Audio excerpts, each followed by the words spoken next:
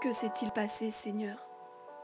Depuis quand l'Église est-elle devenue un musée pour les saints et non plus un hôpital pour les malades?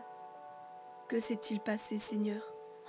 Que s'est-il passé pour que la foi vibrante et inspirée par l'Esprit Saint soit devenue une routine d'un culte du dimanche matin? Depuis combien de temps, Jésus, as-tu cessé d'être suffisant et l'obéissance devenue une option?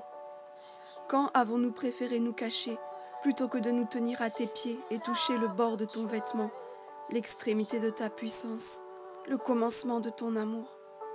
Que s'est-il passé pour que l'Église primitive qui provoquait la peur dans le royaume des ténèbres soit devenue l'Église contemporaine qui se compromet aux œuvres des ténèbres? Depuis quand? Depuis combien de temps avons-nous cessé de faire de ta puissance une réalité et avons vu nos frères et sœurs trouver la paix en évitant la vie?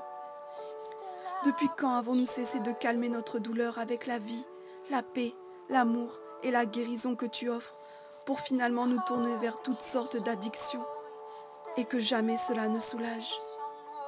Comment sommes-nous arrivés au point où la moitié du monde a faim et l'autre moitié essaie de perdre du poids? Comment tes standards ont-ils pu devenir des scandales?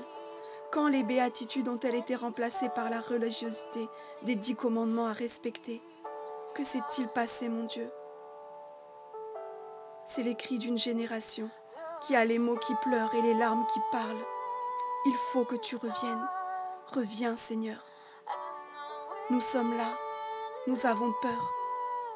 Mais Seigneur, si nous devons avoir peur, que ce soit de ne pas être engagé pleinement en toi, que ce soit de passer à côté d'une journée où tu n'aies pas allégé la charge d'un autre au travers de nos vies, et que quelqu'un te cherche et ne te trouve pas en nous.